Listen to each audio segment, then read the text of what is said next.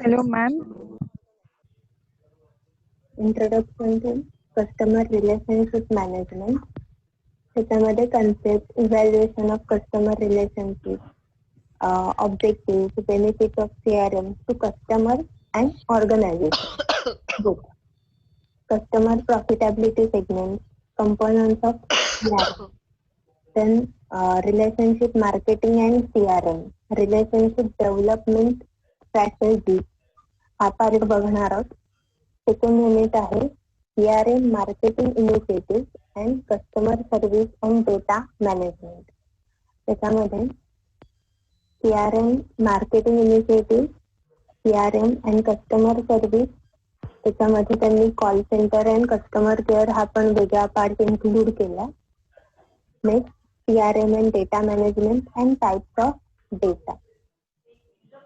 Next, third unit आहे CRM strategy, planning, implementation and evaluation. त्याच्यामध्ये understanding customer, company profit chain, objectives of CRM strategy cycle, planning and implementation of CRM and CRM evaluation. ठीक आहे. त्याच्यानंतर fourth unit आहे CRM new horizon. त्याच्यामध्ये eCRM, software app for customer service, social networking and CRM trends, challenges and opportunities, ethical issues in CRM असा part बघणार आहोत. तर next first unit introduction to customer relationship management. पहिलं CRM customer relationship management म्हणजे काय, तर कस्टमरशी build केलेलं एक रिलेशन असतं. ठीक आहे. आपण कस्टमर लॉयल्टी ऐकलंय किंवा कस्टमर रिलेशन, पब्लिक रिलेशन हा पार्ट ऐकला असेल. तर कस्टमरशी असलेलं रिलेशन मेंटेन करणं. ठीक आहे. म्हणून कस्टमर रिलेशनशिप मॅनेजमेंट. त्याचा कस्टमर रिलेशनशिप मॅनेजमेंटचा डेफिनेशन आहे a business strategy design to optimise profitability, revenue and customer satisfaction. दुसरी डेफिनेशन आहे a business strategy that aims to understand or appreciate, manage and personalize the needs of the organization, its current and potential customers. त्या डेफिनेशनचा meaning काय आहे, तर profitability increase करणं, cells वाढवणं आणि कस्टमरचं satisfaction. ठीक आहे. याच्या बेसिसवर बिझनेस स्ट्रॅटेजी सेट केली आहे ती आहे कस्टमर रिलेशनशिप मॅनेजमेंट. आता ह्याच्यामध्ये फोकस केलं गेलंय ते कस्टमरला. आता ह्याच्यामध्ये त्यांनी दोन कॅटेगरीज केल्यात, एक current customers and potential customers. Current customers म्हणजे तुमचे एक्झिस्टिंग कस्टमर्स, जे तुमचे लॉयल कस्टमर आहेत, आणि पोटेन्शियल कस्टमर्स म्हणजे जे जे तुमचे कस्टमर म्हणून कन्वर्ट होऊ शकतात, म्हणजे मार्केटमध्ये अवेलेबल असलेले सोर्सेस. नेक्स्ट 5 की प्रोसेसेस ऑफ CRM. त्याच्यामध्ये पहिले आहे स्ट्रॅटेजी डेव्हलपमेंट. आता strategy in easy word detail plan of action. ठीक आहे. म्हणजे strategy means detail plan of action. तर स्ट्रॅटेजी डेव्हलपमेंट मध्ये आपल्याला बिझनेस लेवल आणि कस्टमर लेवल बोथ कन्सिडर केलेले असतात. त्याच्यामध्ये मेन पॉइंट हा असतो की कस्टमर सेगमेंटेशन आणि अप्रोचेस. आता एखादं प्रोडक्ट किंवा सर्व्हिस असेल तर ती कुठल्या कस्टमरला किंवा कुठल्या कॅटेगरीमध्ये आपल्याला सेल करायची असते. तर फॉर एक्झाम्पल आपण हॉर्लिक्स किंवा बूस्ट यासारखे एनर्जी ड्रिंक्स आहेत, बॉर्नव्हिटा. तर आता ह्याच्यातले कस्टमर कोणते आहेत, तर ते म्हणजे सेगमेंट कुठलं आहे, तर किड्स. ठीक आहे, चिल्ड्रन. तर त्यांना पिच करायचं असेल तर एकतर आपण जो रेशो किंवा जी स्ट्रॅटेजी डेव्हलप करू तर ती अकॉर्डिंग टू किड्स किंवा त्यांना पिच करण्यासाठी डेव्हलप केली गेली पाहिजे. म्हणजे जर ऍडव्हर्टाइजमेंट जर विचार केला तर ह्या बॉर्नव्हिटाचे ऍडव्हर्टाइजमेंट आपण ॲनिमल प्लॅनेट किंवा नॅशनल जॉग्राफीवर नाही दाखवणार. जास्तीत जास्त ऍड्स कुठे विजिबल असल्या पाहिजे, तर कार्टून नेटवर्क, पोगो, म्हणजे जिथे जी चॅनल्स मुलं जास्तीत जास्त बघतात. ठीक आहे, ही स्ट्रॅटेजी आहे कस्टमर रिलेशनशिप मॅनेजमेंटची, की जेणेकरून तुमचा जो स्पेसिफिक कस्टमर सेगमेंट आहे तर तो सिलेक्टिव्ह मीडियाने अट्रॅक्ट झाला पाहिजे. दुसरं आहे व्हॅल्यू क्रिएशन. याच्यामध्ये 2 कॅटेगरी आहेत. पहिली कॅटेगरी आहे की तुमची प्रोडक्ट आणि सर्व्हिसेसची व्हॅल्यू जनरेट झाली पाहिजे. आता काही गुड्स किंवा सर्व्हिसेस ज्या आहेत तर त्या मार्केटमध्ये त्याची डिमांड नसते. ठीक आहे, म्हणजे त्या गुड्स किंवा सर्व्हिसेसला व्हॅल्यू नाहीये, तर ती व्हॅल्यू जनरेट करावी लागते. तुम्हाला तुमचं प्रोडक्ट हे समोरच्याला म्हणजे तुमच्या कस्टमर्सला ते तुमच्या गरजेचं आहे हे पटवून द्यावं लागतं, सवय लावावी लागते मार्केटमध्ये. जसं की आपण कॉन्फ्लेक्सचं एक्झाम्पल कन्सिडर करू शकतो की म्हणजे युरोपियन कंट्रीज मधलं फूड कन्सिडर करूया ते की ब्रेकफास्टसाठी यूज केलं जातं. तर त्याची सवय इंडियामधल्या लोकांना लावण्यासाठी त्यांना त्याच्या ऍडव्हर्टाइजमेंट कराव्या लागल्या. ठीक आहे, कारण ते गार दुधातून किंवा एक नॉर्मल दुधातून खाल्लं जातं.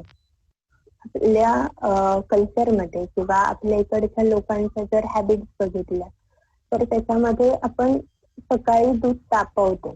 ठीक आहे, आणि आपल्याकडचे जे ब्रेकफास्टचे प्रेफरन्सेस आहेत तर ते साधारण एक पोहे, उपमा किंवा अगदी इडली, डोसा, सँडविच असे काही प्रेफरन्सेस आहेत. ठीक आहे, तर त्या प्रेफरन्सेस वरून डाएटला कॉन्सन्ट्रेट करून, डाएट प्लॅन असेल त्याला डाएट प्लॅन आणि हेल्थला कॉन्सन्ट्रेट करून त्या प्रोडक्टची व्हॅल्यू जनरेट केली गेली. ठीक आहे, त्याच्यानंतर नेक्स्ट पार्ट जो आहे तरी तो कस्टमर व्हॅल्यू. तर कस्टमरची प्रत्येक कस्टमर आपल्या कंपनीसाठी व्हॅल्युएबल कसा आहे किंवा जो सेगमेंट आहे तर त्या सेगमेंटला फोकस करून त्याला त्याच्या सर्व्हिसेस प्रोव्हाइड करणं. ठीक आहे, तर हे 2 पार्ट व्हॅल्यू क्रिएशन मध्ये इन्क्लूड होतात. नेक्स्ट आहे मल्टी चॅनल इंटिग्रेशन.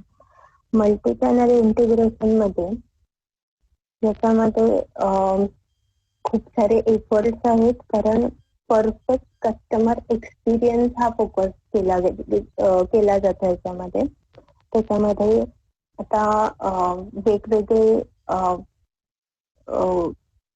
वेज आहेत, like sales personal, outlet, customer contact centre, direct marketing, e commerce.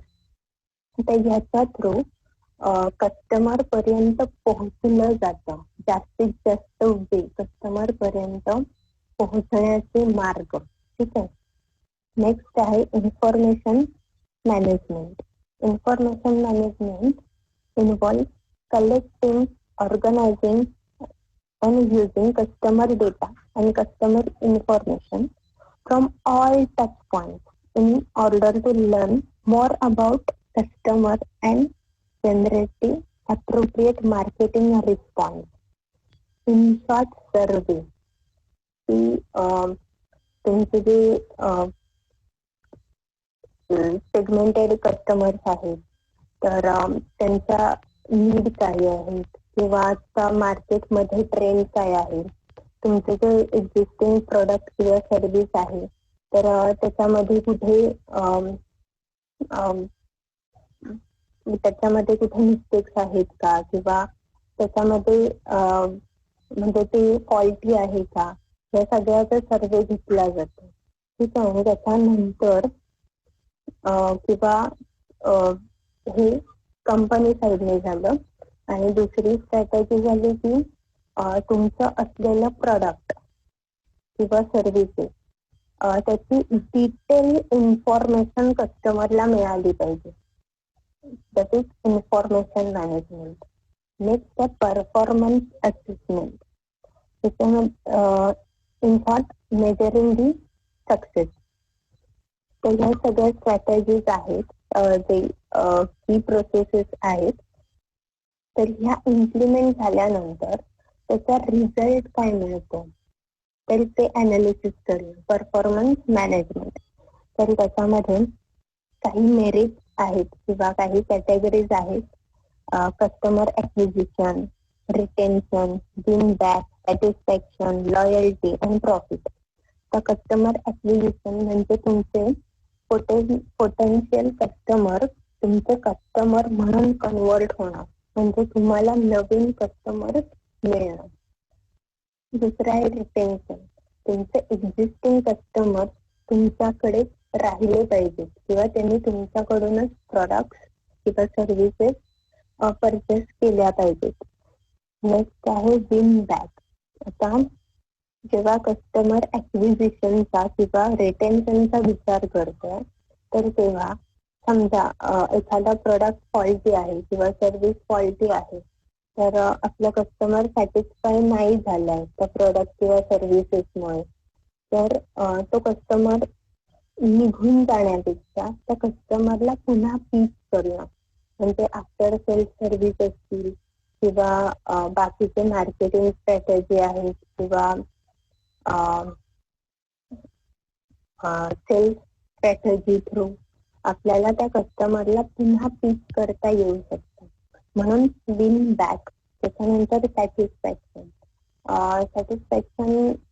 जर कन्सिडर केलं तर आपण जी ॲप डाउनलोड करतो मोबाईलला तर त्याच्यामध्ये किंवा ऑनलाईन परचेस करतो तर आपल्याला रेटिंगचा ऑप्शन येतो.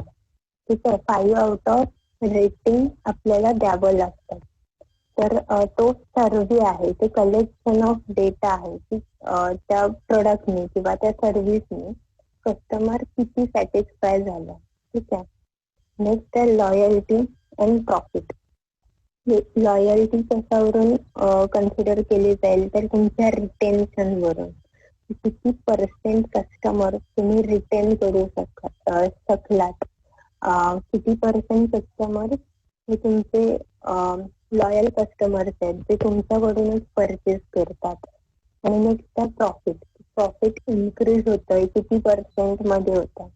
तर हे सगळे क्रायटेरिया आहेत.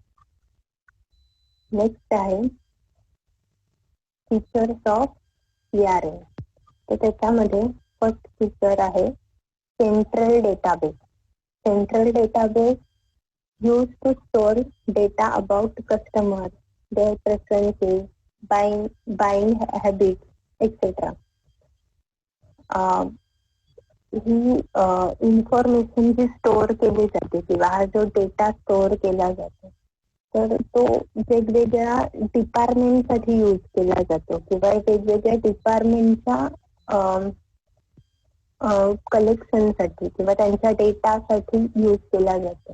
आता वेगवेगळे सर्वे असतात.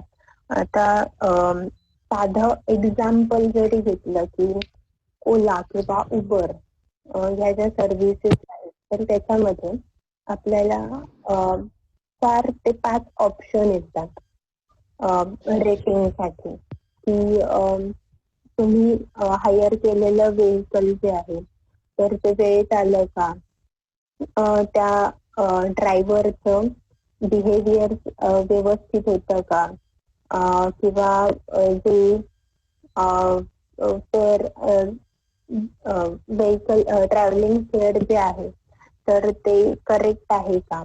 तर ह्या सगळ्या गोष्टी ठीक आहे, तर हा सेंट्रलाइज डेटाबेस आहे की तो वेगवेगळ्या डिपार्टमेंटसाठी यूज केला जाऊ शकतो. नेक्स्ट आहे इफेक्टिव्हनेस. आता जेव्हा आपण डेटा कलेक्ट करतो, इन्फॉर्मेशन कलेक्ट करतो, तर तो कशासाठी करतो, तर आपलं सर्व्हिस किंवा गुड्स जे आहेत तर त्याची क्वालिटी अजून चांगली करण्यासाठी किंवा त्याच्यामध्ये इम्प्रुव्हमेंट आणण्यासाठी. तर हा झाला इफेक्टिव्हनेस ऑफ CRM. हे त्याचं फीचर आहे की इम्प्रुव्हमेंटसाठी त्याचा यूज केला जातो. आता त्याच्यामध्ये रिसर्च मेथडॉलॉजी पण यूज केली जाऊ शकते आणि फोरकास्टिंग पण होतं. नेक्स्ट आहे useful to various departments in an organisation. आता मगाशी सेंट्रल डेटाबेस मध्ये जसं आपण कन्सिडर केलं, फॉर एक्झाम्पल जर एखादं प्रोडक्ट आहे, ठीक आहे, मग त्याचंच एक्झाम्पल घेऊया की कॉर्नफ्लेक्स. तर कॉर्नफ्लेक्सचे वेगवेगळे फ्लेवर्स अवेलेबल आहेत मार्केटमध्ये, तर ते ऑन डिमांड आलेत. ठीक आहे, म्हणजे कस्टमरला कुठली टेस्ट आवडेल त्याच्यानुसार ते मार्केटमध्ये लॉन्च केले गेले. सुरुवातीला त्यांचे 1-2च फ्लेवर त्याने लॉन्च केलेले. आता ही इन्फॉर्मेशन किंवा हा डेटाबेस जो आहे तर तो व्हेरियस डिपार्टमेंट मध्ये कसा यूज केला जाईल, तर फक्त मार्केटिंगसाठी नाही, तर जे रिसर्च अँड डेव्हलपमेंट टीम आहे तर त्यांच्यासाठी पण तो यूज केला जाईल. कारण पॅकेजिंग जे आहे तर त्याचं डिझाईन ते पण चेंज करावं लागेल. ठीक आहे, म्हणजे कॉर्नफ्लेक्सचा स्ट्रॉबेरी फ्लेवर आणि मँगो फ्लेवर, तर ह्याच्या दोन्ही पॅकेजिंगवर त्याच्या फ्रूटचा फोटो असला पाहिजे आणि ते दोन्ही वेगवेगळे दिसायला पाहिजे. जर सेम दिसले तर कन्फ्युजन क्रिएट होईल किंवा कस्टमरला अट्रॅक्ट जे करतो पॅकेजिंग थ्रू, प्रोडक्ट पॅकेजिंग जे असतं तर ते होणार नाही आणि ह्या एका गोष्टीमुळे लॉस होईल. दुसरं आहे, फोर्थ आहे help to attract potential customers and retain existing ones. मग असं जसं आपण बघितलं की अट्रॅक्ट पोटेन्शियल कस्टमर, तुम्ही तुमचं प्रोडक्ट जे आहे किंवा सर्व्हिस आहे तर ते सेल आउट करण्याचे डिफरंट वेज आपण इम्प्लिमेंट करू शकतो. किंवा पोटेन्शियल कस्टमरचा नीड असतील तर त्याचा जरी स्टडी केला किंवा त्यांना योग्य पद्धतीने टीच केलं गेलं तर ते आपले म्हणजे एक्झिस्टिंग कस्टमर म्हणून कन्व्हर्ट होऊ शकतात. आणि एक्झिस्टिंग कस्टमर जे आहेत त्यांना चांगल्या सर्व्हिसेस प्रोव्हाइड केल्या गेल्या तर ते लॉयल कस्टमर म्हणून रिटेन राहू शकतात. ठीक आहे, नेक्स्ट आहे हाय कॉस्ट. तर implementing CRM involve high cost and effort. आता ऑर्गनायझेशन ज्या आहेत त्या खूप मोठी अमाऊंट स्पेंड करतात CRM वर. मग त्याच्यामध्ये अप्रोप्रिएट सिस्टीम परचेस करण्यासाठी असेल, हायरिंग कन्सल्टंट्स आहेत किंवा एम्प्लॉईजना ट्रेन करणं असेल. आता ट्रेनिंग हा पर्पज फ्रंट डेस्क साठी पण आला, म्हणजे मार्केटिंग, सेल्स, हे जे डिपार्टमेंटचे पर्सन्स आहेत त्यांच्यासाठी आला. किंवा बॅक ऑफिसच्या लोकांसाठी पण मार्केटिंगच्या स्ट्रॅटेजीज ज्या आहेत तरी त्याच्या रिगार्डिंग ट्रेनिंग द्यावं लागतं. ऍटलीस्ट कंपनीचं प्रॉडक्ट तरी व्यवस्थित समोरच्याला एक्सप्लेन करता आलं पाहिजे. कारण मार्केटिंग हा इम्पॉर्टंट पार्ट आहे कुठच्याही डिपार्टमेंटसाठी. नेक्स्ट आहे simple and easy. CRM software simple आणि इझी टू यूज असतात. छोटे छोटे गोष्टी असतात. म्हणजे आता मगाशी आपण एक्झाम्पल जे घेतलं की रेटिंग, हे इझी वे आहे की तुम्हाला फक्त 5 पैकी स्टार द्यायचे असतात आणि त्याच्यातून ते डेटा कलेक्ट करतात. त्याच्यानंतर आहे रिड्युसेस प्रोसेस टाइम. आता data is available at the click off button. आपण आपल्याकडे सिस्टीम किंवा टेक्नॉलॉजी इतकी डेव्हलप झाली आहे की आपल्याकडे असलेला डेटा आपल्याला जो सॉर्ट करून किंवा फिल्टर करून हवा असेल तर तो आपल्याला एका क्लिकवर पण मिळतो. आता त्याचं एक्झाम्पल कन्सिडर करायचं झालं तर एक्सेल शीट मधला जर डेटा असेल, समजा रिझल्ट आता 10वीचे रिझल्ट लागले तर त्याच्यापैकी 90%च्या वर किती जणांना मार्क्स आहेत. तर हा डेटा जर कलेक्ट करायचा असेल तर आता n नंबर ऑफ स्टुडंटचा डेटा असेल तर त्याच्यामध्ये आता काही शोधत राहायचं की 90%च्या वर किती मुलं आहेत. तर मग सरळ तिथे फिल्टर मध्ये आपण 90% क्रायटेरिया टाकून आपल्याला हवा असलेला डेटा मिळवू शकतो.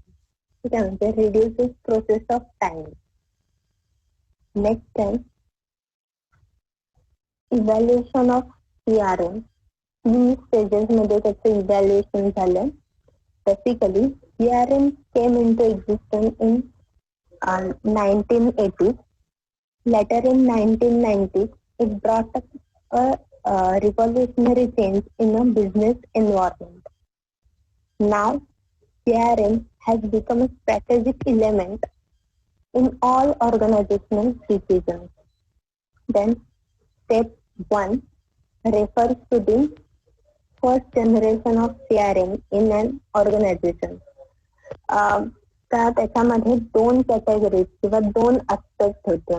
फर्स्ट जनरेशन मध्ये फर्स्ट होता सेल्स फोर्स ऑटोमेशन आणि दुसरा होता कस्टमर सर्व्हिस अँड सपोर्ट. आता सेल्स फोर्स ऑटोमेशन काय वर्क करत होतं किंवा त्याचं फंक्शन काय होतं, तर maintaining customer data pre-sale function, maintaining customer data and generating leads. आणि कस्टमर सर्व्हिस अँड सपोर्टचं फंक्शन काय होतं, तर after sales activities such as customer service, help desk, field service support. आता जे सेल्स फोर्स ऑटोमेशन होतं ते प्री सेल साठी होतं आणि कस्टमर सर्व्हिस अँड सपोर्ट जे होतं ते आफ्टर सेल्स सर्व्हिसेस साठी होतं. त्याच्यानंतर सेकंड स्टेज जे आहे ते refers to the second generation CRM. आता ह्याच्यावर फ्रंट ऑफिसवर खूप जास्त फोकस केलं गेलं होतं की फ्रंट ऑफिस मध्ये आता आपण मार्केटिंग, सेल्स,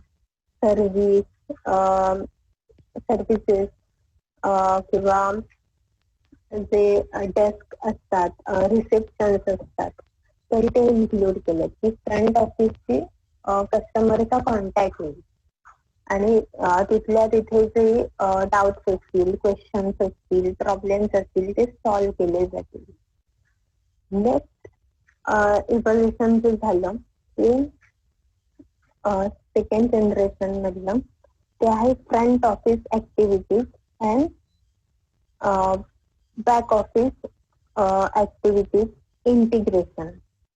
आता इंटिग्रेशनची गरज का लागली ते सांगते, किंवा मार्केटिंग हा खूप इम्पॉर्टंट पार्ट झाला. मगाशी जसं सांगितलं की एम्प्लॉईज ट्रेनिंग. आता इंटिग्रेशनची गरज का लागली ते सांगते, किंवा मार्केटिंग हा खूप इम्पॉर्टंट पार्ट झाला.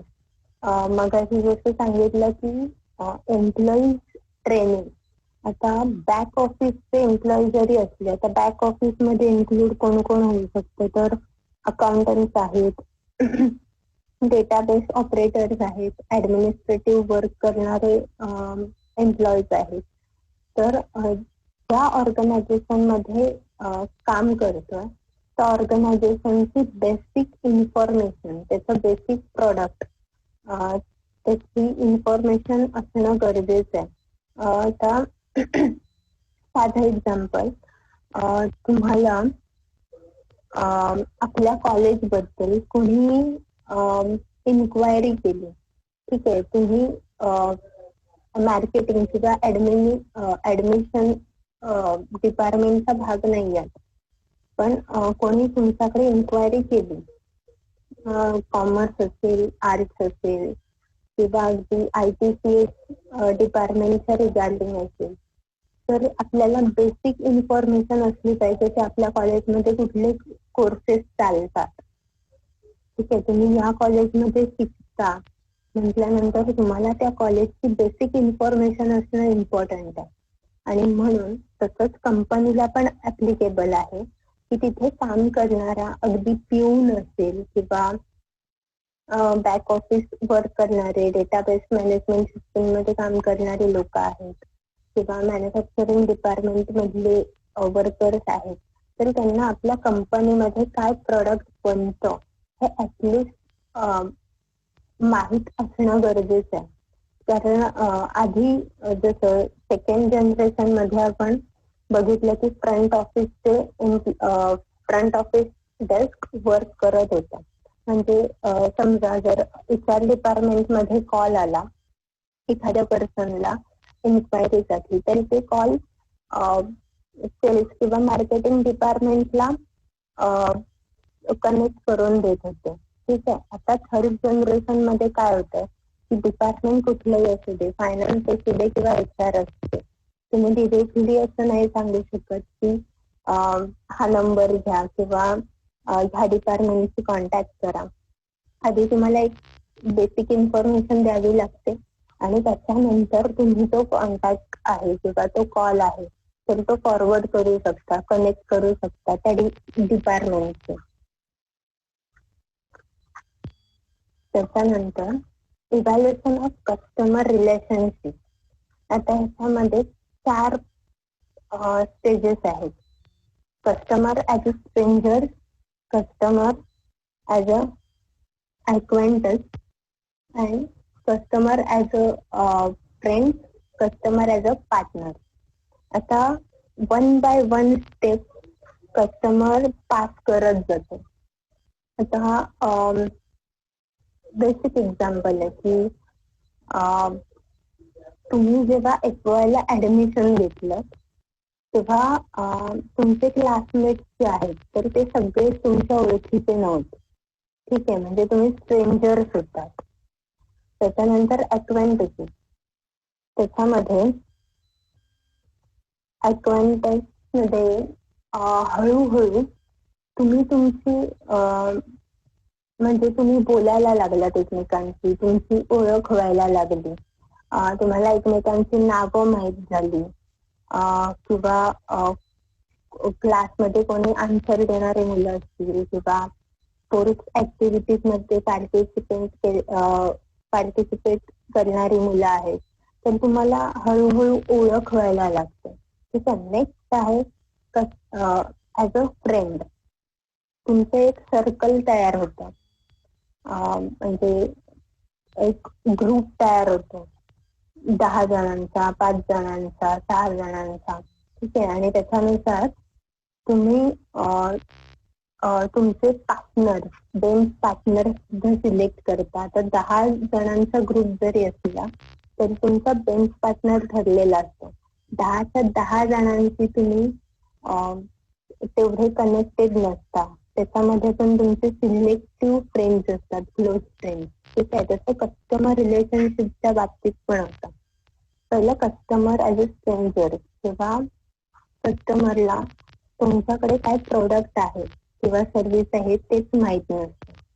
कस्टमर तुमच्याकडे पहिल्यांदा येतो, ठीक आहे. त्याच्यानंतर सेकंड स्टेज जी आहे ऍक्वेंटन्सेस, त्याच्यामध्ये ओळख होते, फॅमिलियर होतं, ठीक आहे. म्हणजे आता एखादं नवीन दुकान असेल किंवा एखादा पर्सन नवीन शहरामध्ये शिफ्ट झाला असेल तर तो स्ट्रेंजर असतो. हळूहळू ओळख होते की त्या बिल्डिंगच्या खाली दुकान आहे, म्हणून तो पर्सन जाऊन तिकडनं गुड्स परचेस करायला लागला, ओळख झाली. त्याच्यानंतर फ्रेंड म्हणजे थर्ड स्टेप जी आहे त्याच्यामध्ये त्यांच्यामध्ये ट्रस्ट बिल्ड होतो की ह्या शॉपकीपर कडचे प्रोडक्ट जे आहेत ते चांगले आहेत, त्याला क्वालिटी आहे, किंवा तो शॉपकीपर जो आहे तर तो व्हॅल्युएबल कस्टमर किंवा स्पेशल कस्टमर म्हणून ट्रीट करतो असं वाटायला लागतं. एक ट्रस्ट बिल्ड होतो. त्याच्यानंतर कस्टमर ॲज अ पार्टनर या फील्डमध्ये कस्टमर हा लॉयल कस्टमर म्हणून कन्वर्ट होतो. म्हणजे कुठेही कमोडिटीज आहेत, गुड्स आहेत, तरी ते परचेस करायचं झाल्यावर तो त्या स्पेसिफिक शॉपकीपर कडेच जाणार, ठीक आहे. म्हणजे फ्रेंड्स मध्ये प्रेफरन्सेस आला. म्हणजे जेव्हा जेव्हा त्या कमोडिटीज किंवा गुड्स परचेस करायचे झाले तर तेव्हा प्रेफरन्स कोणाला देणार, तरी त्या स्पेसिफिक शॉपकीपरला, आणि पार्टनर मध्ये त्या शॉपकीपर कडूनच घेणार. एवढा स्लाइट डिफरन्स आहे, ठीक आहे. त्याच्यानंतर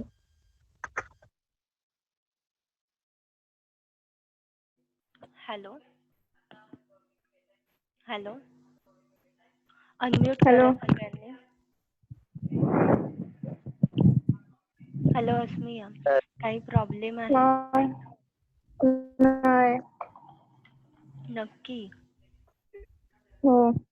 अजून एक, ह्याच मेथडने पुढे कंटिन्यू करणार आहे मी लेक्चर्स. तुम्हाला जर व्हॉइसचा प्रॉब्लेम असेल तर तो मी सॉल्व करते, ठीक आहे. ठीक आहे. ही मेथड बरोबर वाटते तुम्हाला? हो. ओके. बाकी शुभम, अजय, अमार, अर्सिल,